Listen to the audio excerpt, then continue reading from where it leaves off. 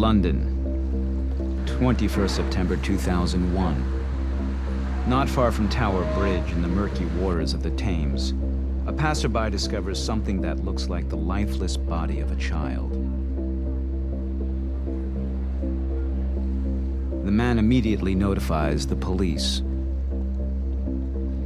Minutes later, officers recover the body of a dark-skinned boy, around 5 years old, wearing only a pair of shorts. The child's arms, legs, and head are missing.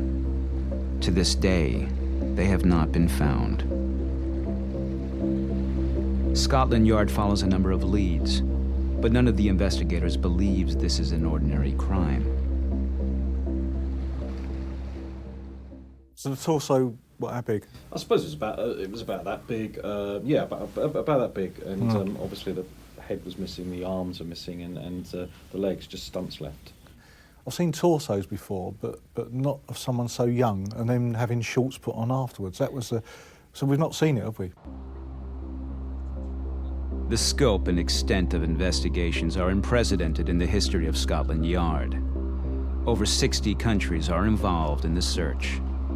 All kinds of scientists work doggedly to solve the case. Apart from the torso and shorts, there are virtually no other clues that might help find the perpetrators. No witnesses, no weapon, no records of a missing person. American FBI agents doubt the case will ever be solved. A crime whose circumstances are as mysterious as its motive.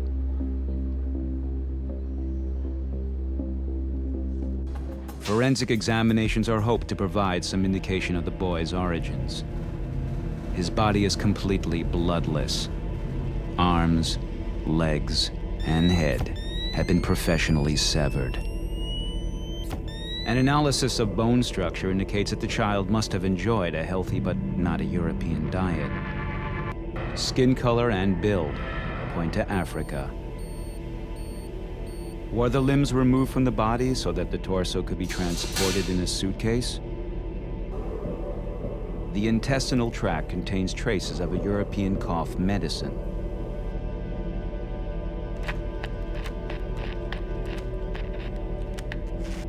The lungs contain pollen that is typical only of London at this time of the year, so the child was still alive when it arrived in London. Results of the autopsy: death through blood loss.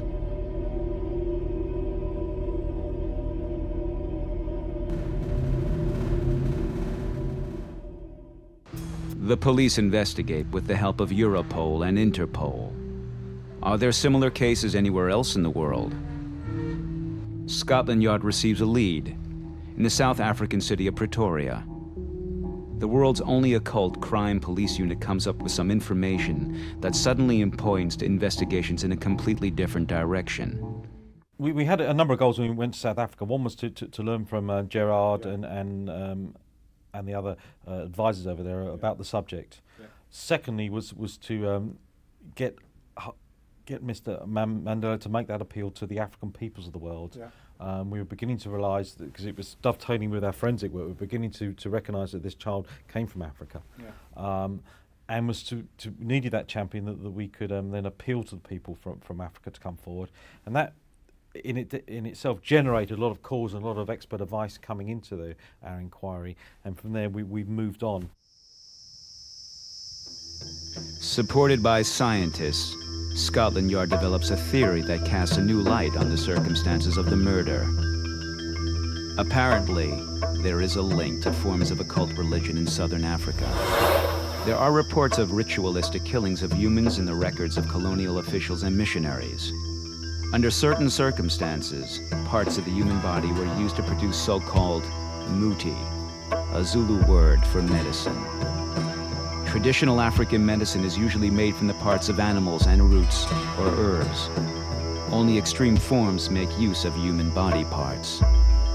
In the mid-'80s, when there was a sudden spat of so-called Muti murders, South Africa's government commissioned Professor Ralushai to look into the phenomenon in greater depth. Ritual murder was committed for different reasons. One, it might happen that a chief, that somebody, shortly after becoming a ruler, needs more power. Then it is believed that if he can use human flesh, certain parts, he'll become a very strong person. So in other words, if they can grab a very powerful person, then it means that the power of that powerful person will be transferred to this young chief. But now, that was not common or true. The fate of a human being, it was believed, could be used also in iron ore smelting to make the fire really hot. With the human fat, it was believed that the iron would melt faster.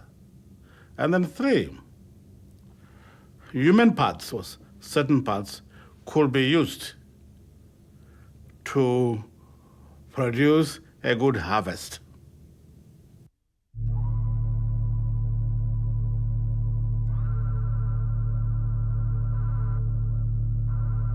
In times of crisis, such as droughts or war, muti, or medicine murders, represent an attempt to ensure the survival of a community. Ritualistic murders of this kind were carried out according to a strict set of rules and practiced only for the benefit of everyone.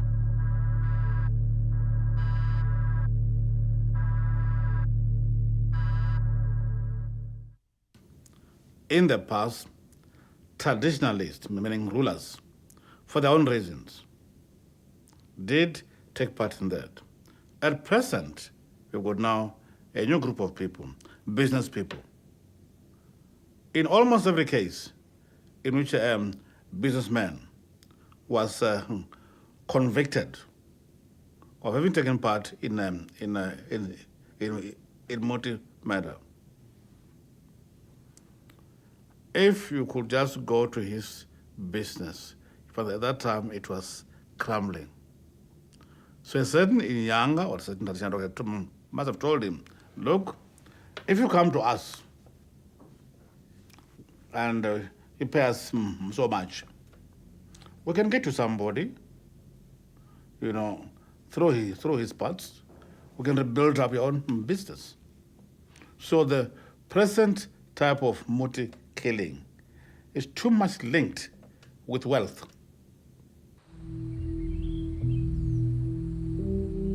This is how experts today interpret these mysterious and gruesome murders.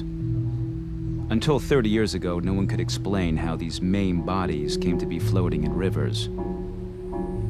From the mid-80s, a significant increase in the number of victims was registered. In 1992, South African police set up an internationally unique occult crime unit.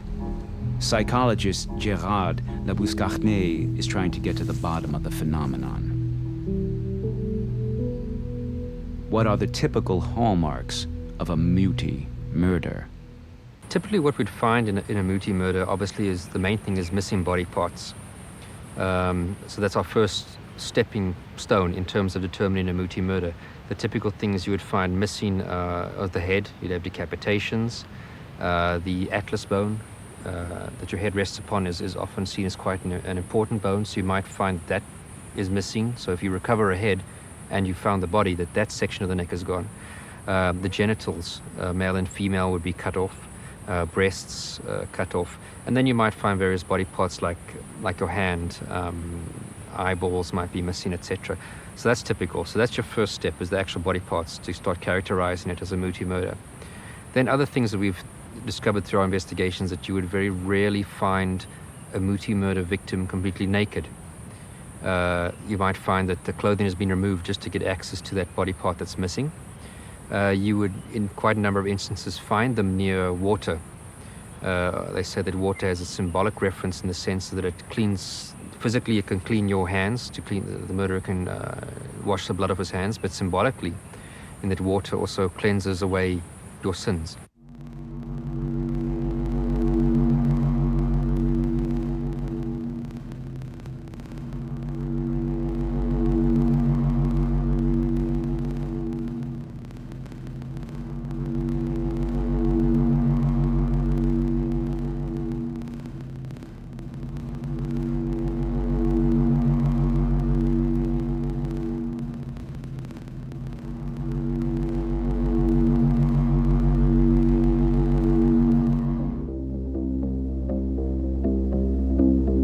A murder with an occult background.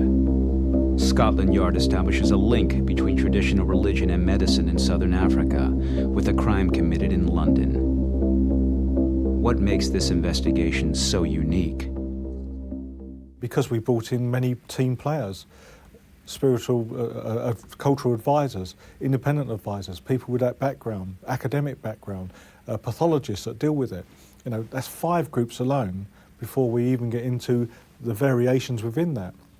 Academics, we've gone UK, Anthony Minnar, the USA, academics as well. We're reading books around it. And this isn't, there's a part of hungry for thirst of knowledge, but it's also focusing back, and that's why I tried to say earlier on, our focus has got to be identify who this child is, deal with him properly, proper burial, within his faith, whatever that is if possible, find out who killed him and why, and bring them to justice. In some countries south of the Sahara, belief in witchcraft and magic still influences the convictions and behavior of many people. Belief in occult forces offers an explanation for things that cannot otherwise be explained by traditional religion. Financial or personal failures, poverty, illness, or the sudden death of a person, or evil itself. They protect the here and now and not the life to come. Traditional African systems of belief are worldly. They make people rich or beautiful, powerful or influential in the present life. The appeal of such beliefs is obvious, especially in times of crisis. 2/3 of the people live in rural areas south of the Sahara, but even they have been affected by the capitalized world market. Colonialism, globalization, and migration have destroyed traditional family and clan structures. In traditional African religions, misfortune, such as economic failure or personal tragedy, does not contain the moral message it has for Christians. It indicates the discontent of ancestors. Many Africans blame bad fortune on their direct environment. They fight against poverty and for social recognition on all levels. Black magic is practiced to protect against envy and ill will. From way back till now, Africans, we very much believe in witchcraft. Very much. Educated or not, whether you are Christian or not, we believe in witchcraft. That's why you find that people are killed because they need their eyes, because maybe they need their private parts, or maybe they need the liver. As an African, like other Africans, I believe that my personality here on earth is under the control of my ancestors. That they are the cause of all the good and bad in my life. Whatever I have is because of their influence. So every year, I make sure I have to make now sacrifices for them. See? And for a successful communication with the ancestors, as an African, I have to make now African beer. I have to slaughter a goat or maybe a cattle. Then I invite now all my friends and relatives to come and eat and drink with me. See? And after eating the meat, I take all the bones. Next to lehuame is the name of the plant, which stands now for the spirits of the ancestors in my home state. I make a hole, put them in, close, and believe that at least I have shared with them. See? Sacrificial animals are plants, an important element of traditional African religion. To please their ancestors and spirits, the Zulus usually sacrifice cows as traditional cattle breeders. Today, goats play an important role.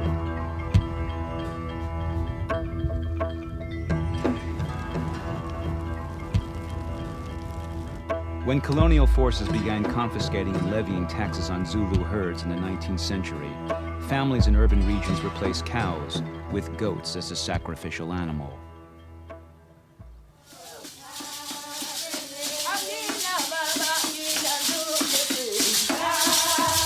The most important protagonists in traditional African medicine in South Africa are known as Sangoma and Inyanga.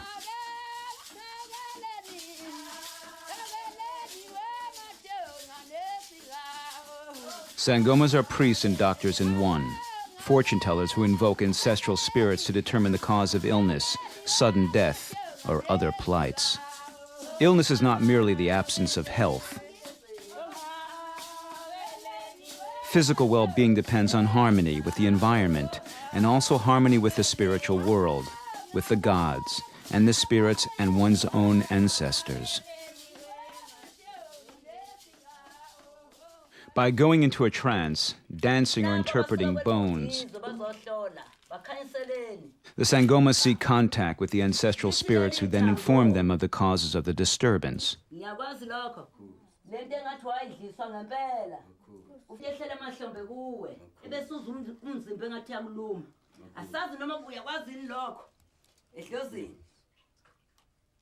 A distant relation of this man, whom he never knew personally, did not receive a proper burial.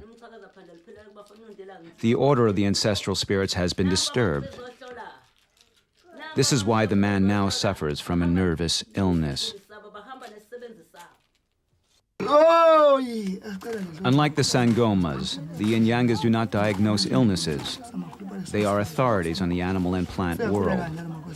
What problems do people who consult an inyanga have? Too much of the bad luck, too much of the sick. Yeah, when I come for sick, first I'm taking this Muti, there's two. And then I just do just like this. And then I just give it to him.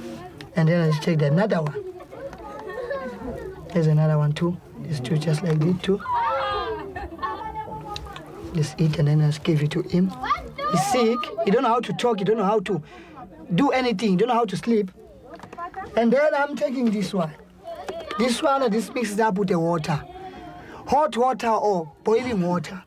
And then I do to the toba like that, and then I drink it up like that.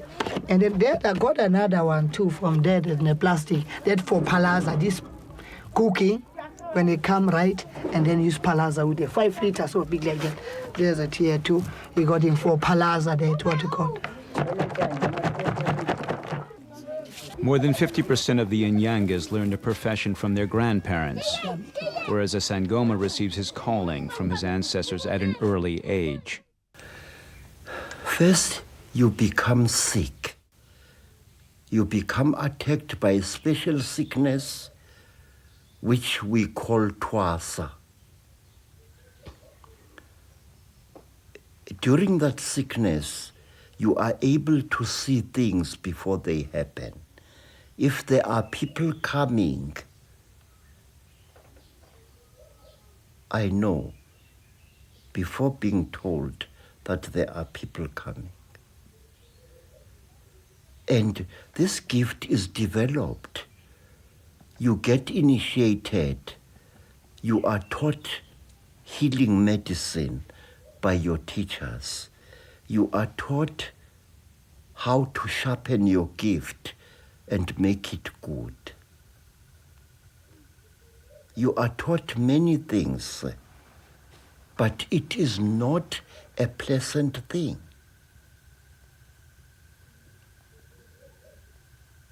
And it was when we saw Credo, when I remember, I'll never forget those words, when he said, you need to sniff the little boy's genes. And when you sniff his genes, you will find that he's from West Africa. I wanted to help these officers to catch the murderer. He said it with no knowledge of the forensic work that had been done. He was the first to say it. He did say Caribbean at first, but then said, no, I'm pretty sure West African. The child is wearing shorts, short trousers. These trousers were put on the child after he had been killed.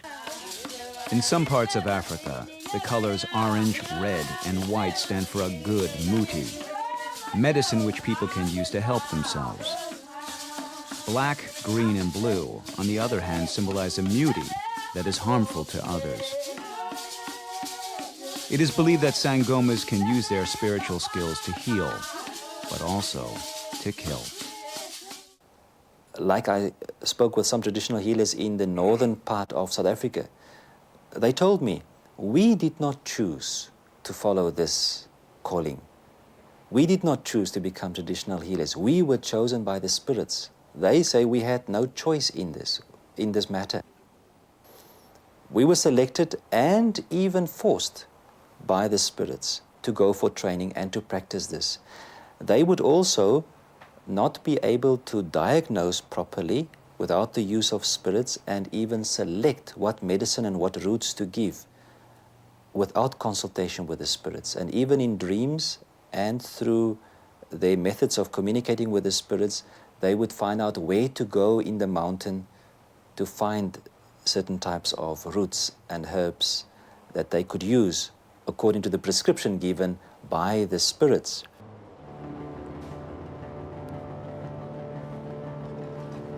Apart from herbal remedies, which are proven to have a curative effect, muti markets like this one here in Durban also sell potions which protect against this kind of dangers that are beyond the powers of classical medicine. Traditional African medicine, a tiny particle from a scorpion or a snake, fat from a lion, and herbs make up a muti medicine that is given to newborn babies. Treatment with this kind of medicine is believed to protect against bites by this particular animal, or to prevent death in the event of a bite. Every region, and therefore its plants, animals, and people, has its own typical character, which is closely connected with the local atmosphere. If this harmony is disturbed by a spirit, which can appear in the guise of an animal, the original order has to be restored, again with a muti medicine. Parts of the human body, which are used only in exceptional cases of occult medicine, are not sold openly on these markets. People are wary of revealing who can supply them. So some of these medicines, there is a scientific explanation for them. But there are some of them which are purely occult. And I think that's where the challenge lies, to convince the world the existence of the occult, and that the occult has physical effects, and that the occult has psychological impacts, and that it is dangerous for society. And that is our big problem. How do you prove that?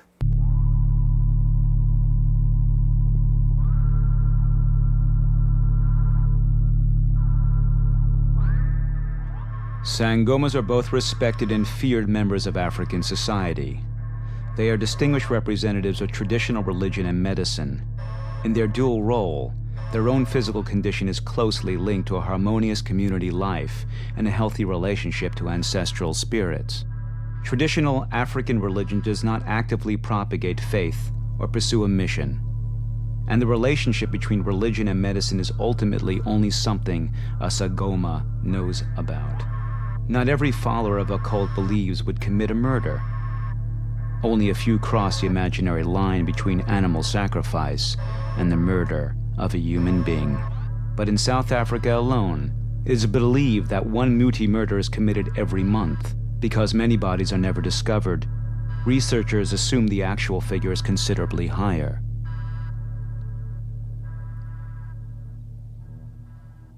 I was once giving a presentation in Paris on muti murders specifically, and someone came up to me afterwards from Ivory Coast and said that they had similar practices with a similar motive and belief system underlying it. And then I think it was someone from Algeria that came up to me and said even there they have the same practices with the same underlying belief system. So from what I've gathered, throughout Africa, it seems it does occur with pretty much the same motive behind it. Obviously, it'll vary, be called different things in different countries. We've definitely had incidences in Swaziland, Botswana, Zimbabwe, which are neighboring countries that I've heard that have been documented in research. And again, it's always linked to an underlying cultural belief system.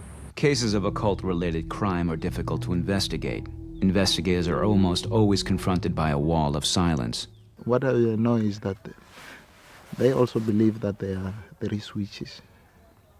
They also believe that the Muti can work because they are afraid of it. I don't think a person can be afraid for something that they don't believe it can work. They also believe in that in order for you to be accepted in the community, you have to go through certain initiation, which according to me is a sort of an African belief. Everyone is affected by fear of the supernatural. Never before has a murderer described his motives so openly. He said he got instruction from his central spirit that he have to sacrifice a person in order to appease his central spirit. So that in that case is very much unique because it is way in from the onset. He never denied to have killed his own son. Is a murder like this an extreme form of occult belief? It's very detailed and it's very cruel. It's very detailed because he's saying that he started by cutting his child on the throat. And when the blood comes out, he holds that child on his leg so that the blood can come out through. And the blood was going into a container that was put for that purpose until that child died. And he's also said that he forced his wife to hold the child while the blood is coming out. And if you can imagine a person cutting his own child and that child crying, it's painful, it's painful. I think one perhaps has a perception of people who commit these kind of murders as being animals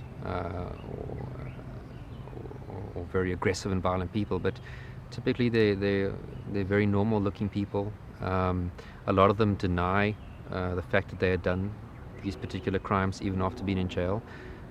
In many instances they deny the fact that it was for Muti purposes.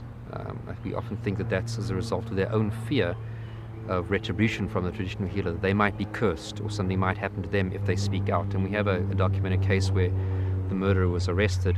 He made statements implicating 2 traditional healers who were picked up, but later he withdrew those statements and denied that this was ever for Muti purposes. And to this day he still denies that is the case.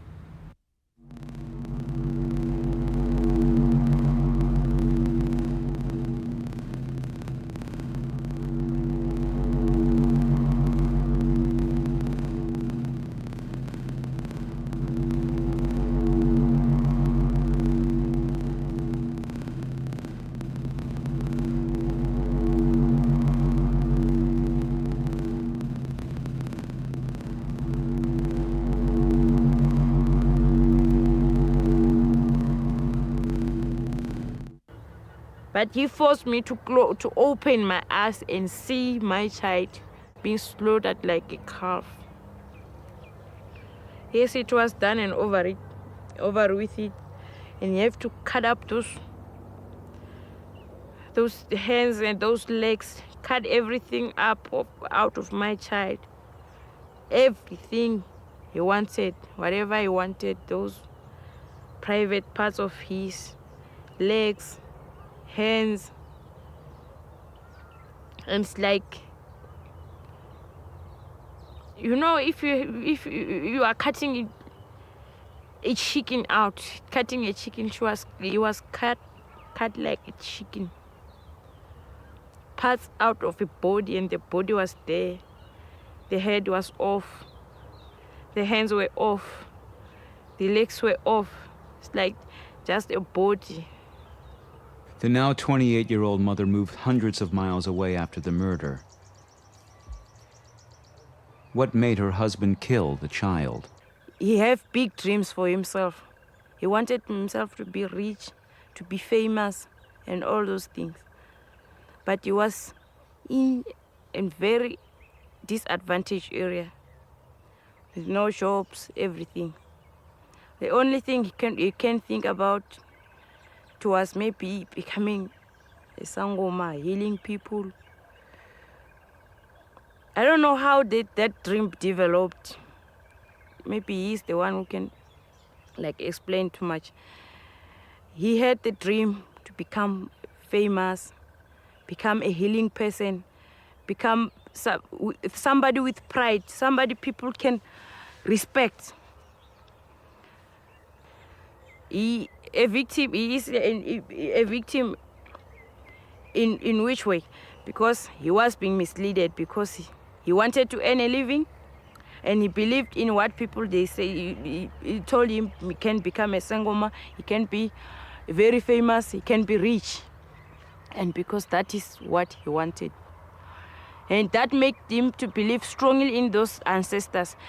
Make him believe in every dream he have overnight. If he dreamed about killing me, he might as well kill me, because that he believe every dream he have is coming from the ancestors. They are commanding him to do that, because if he dreams something, he have to follow it and do it.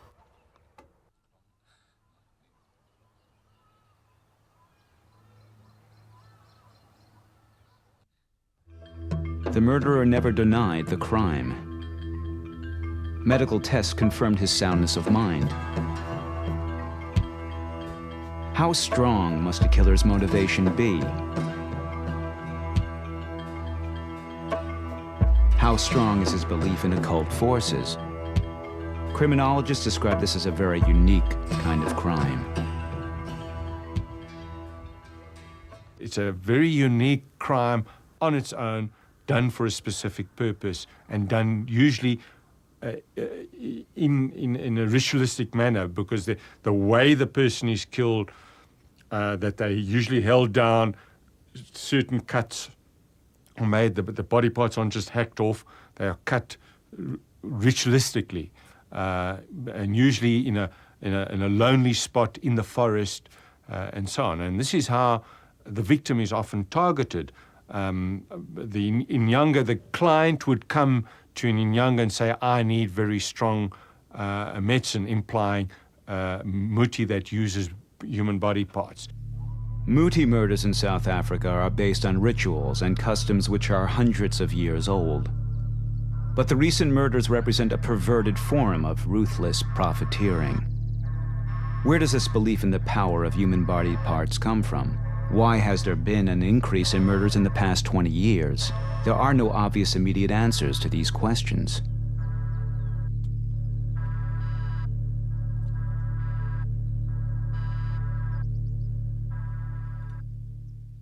What we have noticed is that it's being reported more readily, particularly in South Africa, since 1995.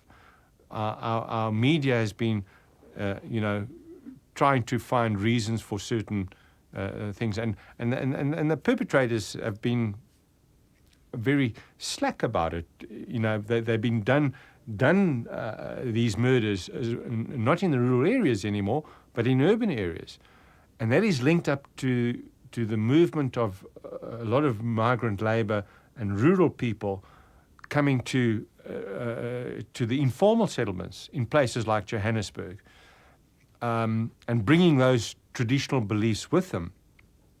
And what the police have suspected is there's a lot of the people that have gone missing in our townships on a weekly basis are being used for Muti murders. And they've done that, they've linked that because they've found more bodies, and they've actually caught more perpetrators in the act of trying to sell body parts to inyangas. So that is why there's been a noticeable reported increase in Muti murders in the last sort of 10 years. The corpse of the child found in the Thames undoubtedly comes from Africa. This is confirmed by medical tests. The case has since become a burning issue in the UK. Press, radio, and TV regularly report new findings. In May 2002, Scotland Yard invited representatives of European police authorities to attend a conference on Muti murders in The Hague. They want to be able to react more quickly to these unfamiliar crimes in the future. The investigators try to understand the background to these occult practices, although they themselves are influenced by very different beliefs. I feel, and Will can answer himself, but I feel as an outsider, but from the understanding, I don't feel an intruder anymore. I think we've got the right, because a 5-year-old boy has been murdered in our country, and the community, society, the government, whoever, wants us to investigate this with a true heart that's a search for the truth. That little boy had no say. Who's going to say for him? And I would suggest that the vast majority of the African communities present in the UK also want that wish. They're abhorred by it. You said it yourself. The majority are against it. Same here. They don't want to see people killed in this way. They don't want to see people killed. And if we don't take it on, who does? Does the fight against these crimes mean the suppression of traditional African religion in general?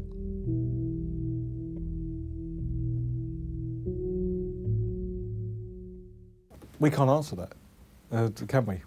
Because we can't put ourselves in that position.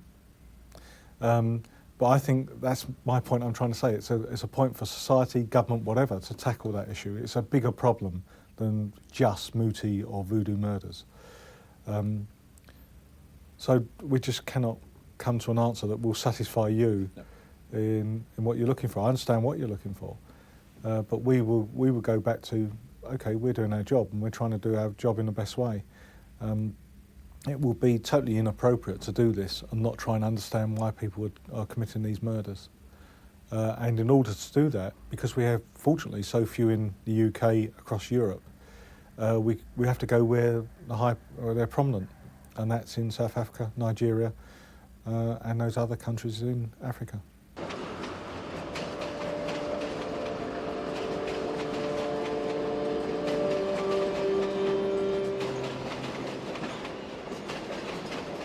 Labor migration in Africa is one of the main reasons why extreme forms of traditional religion have shifted from rural to urban regions.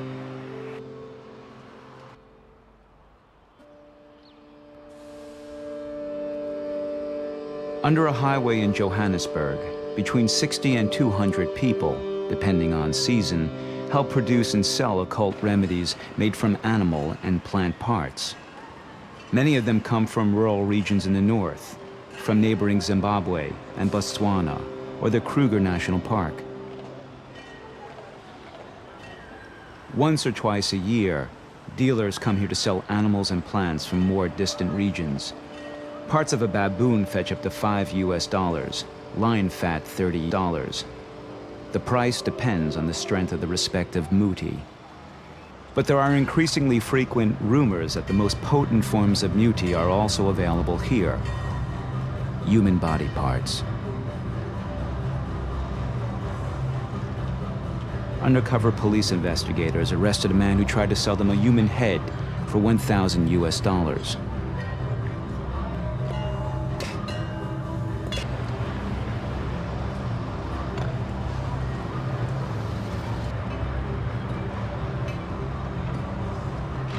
The occult belief in the curative effect of human body parts and the enormous sums offered and paid for them are simply too attractive for some.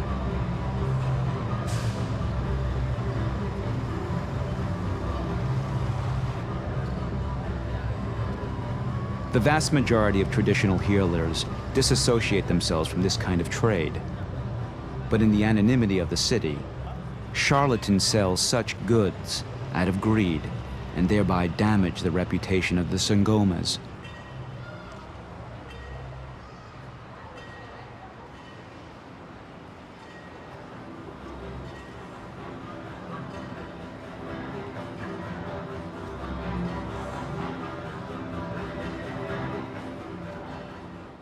No, they don't work together with the police at all. But if we have got a complaint from somebody, that through using Muti, or maybe if there are some suspicions that some human parts are being sold at a certain place, we act immediately to arrest those people and to do more investigation. Where does those parts come from and all those things.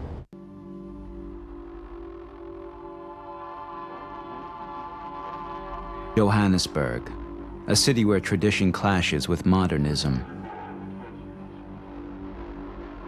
Between 1 and 2 million illegal immigrants from Zimbabwe alone are believed to live in South Africa.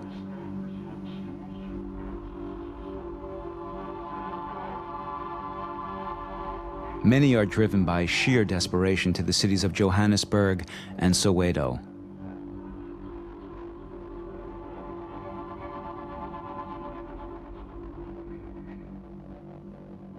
Prospects of finding a job in the cheap labor sector attract many to distant places. A man who finds a job here can feed up to 60 people in his hometown. Some get rich and move to the wealthy white suburbs, but the majority don't make it.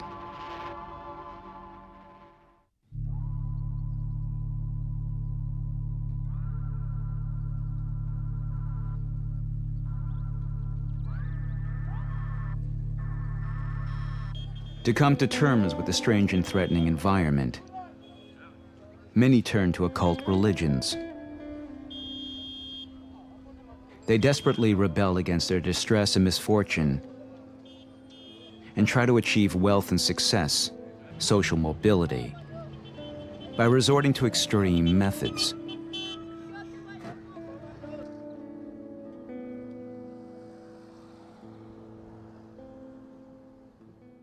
What is important for me to understand is that this is an African way of understanding that if the harmony of the whole is disturbed, it causes a problem. And if one person progresses more than others, it means others are deprived. And that may be one of the reasons why there's a belief that there's power in bodily parts, because you are taking of what belongs to someone else and make it yours. And the circumstances under which you do it could increase or enhance that power that becomes yours. So to me, it is part and parcel of a worldview of African people.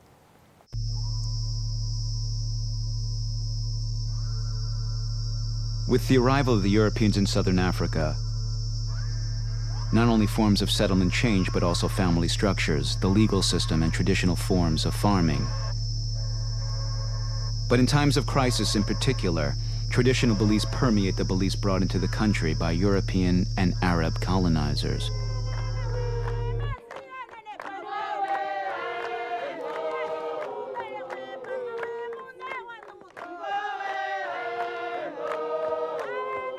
Strict religious customs, originally introduced into the country by Christians, are often adapted today to the spiritual ideas of Africa. ZCC, Zion's Christian Church, is one of almost 2,000 different churches. It is widespread in southern Africa.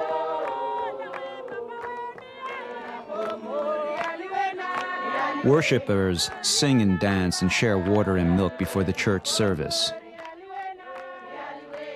And they are filled with the Holy Ghost and begin speaking with other tongues.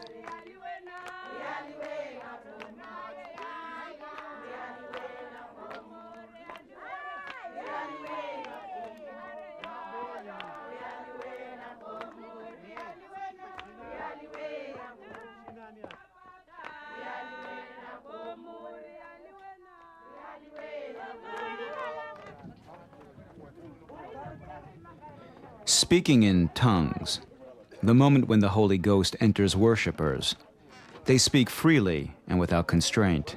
Their tongues are loosened. Worshippers fall into a state of ecstasy. The Holy Ghost is speaking through them.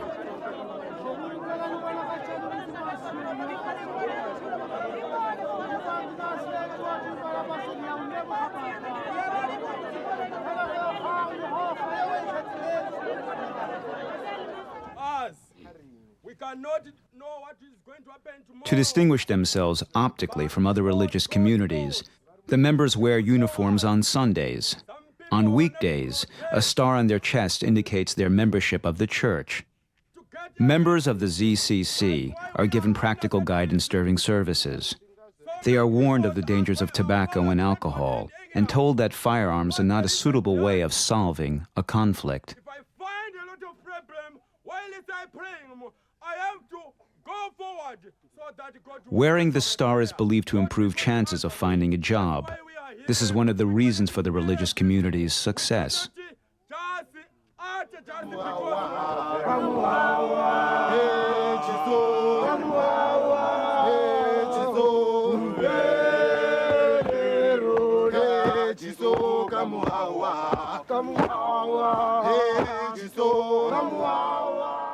We know as well that from not just from that conference, from our cultural advisors, etc., but we know as well that many of these countries, they have their new faith, Christianity, Islam, whatever, but they've also got that traditional belief below. Yes, that's so right. whilst on the face of it they may well follow Christianity, they will fall back on their traditional belief, ancestral, and things that have come up through generations and passed on from mouth to ear, and maybe with slight changes. And then we saw ourselves, where you've got Muti in South Africa, because of that word, that Zulu word of medicine. And when you've got voodoo or juju in Nigeria and around West Africa, there's been a kind of melding, a merging of the two beliefs, hasn't there? Professor Peter Skira is one of the most renowned anthropologists who specializes in witchcraft in Africa. For over 20 years, he has studied the different forms and effects of occult aggression in this region. Well, what's going on in any case, Muti is it's a South African term, which has an enormous range of meanings in South Africa. Muti is certainly not only the killing of children and using them.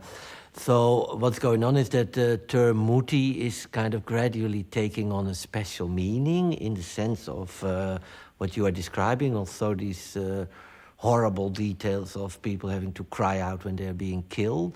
And now we see it suddenly turn up in Nigeria also, for instance, which is very confusing to say the least. So it is... it's quite clear that people in Nigeria know about these practices and kind of think, in general, maybe that's a good point to emphasize, this whole world of occult aggression, of witchcraft, if you want to call it like that. For me, what was very striking was how much it is about fashion, about constantly new fashions. And in a way, that's quite logical, because it's a world in which you want to kind of surprise your adversary, in which you want to come up with new things in order to escape older forms of mechanisms of defense. So anything that's new is very tempting because it promises success, because people are not... You can take people off guard, or you can surprise people. There are no sanctions yet against that, etc. So it's a world in which people are constantly running after fashion. Many areas south of the Sahara have no manufacturing industries. To make a living and feed a large family, most people have to set up their own business as street vendors, taxi drivers, or small traders. If their business fails, many turn to a traditional healer for advice. Why isn't my business as successful as my neighbor's? What is the reason for an illness or the sudden loss of a relation? Questions that are frequently asked, but rarely answered.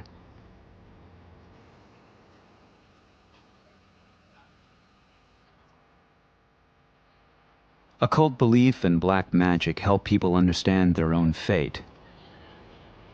They believe economic success does not depend on personal virtues such as diligence or technical skills. Ancestors and other spiritual creatures influence their fate. If these spirits are neglected, or if they are not honored or offered sacrifices, the social order is disturbed. Illness, dispute, or poverty are the consequences.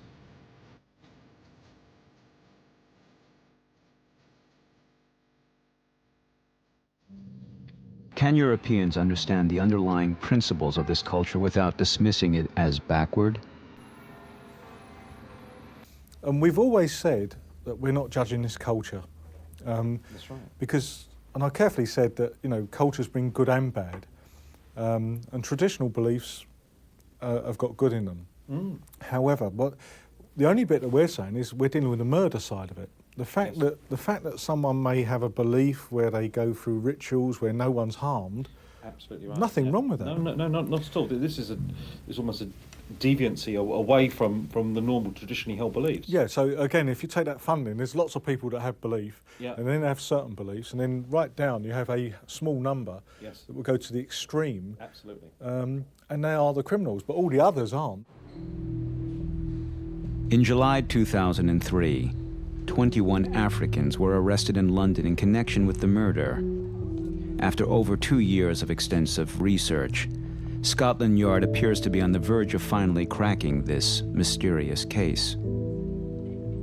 But the background to the phenomenon of Muti murders and occult violence in Africa is highly complex and is by no means resolved with clarification of the case in London. In occult religions, many different gods are worshipped simultaneously. They compete amongst each other for human adoration. The spirits in these polytheistic systems are capricious. They become enraged when sacrifices are not made in their honor. They threaten illness, poverty, or death, or so it is believed. From today's perspective, Muti murders seem particularly gruesome, but they are neither ordinary crimes, nor are they crimes committed by madmen. The most extreme form of occult violence is a radical expression of the conflict between the economy and the modern and traditional societies in southern Africa.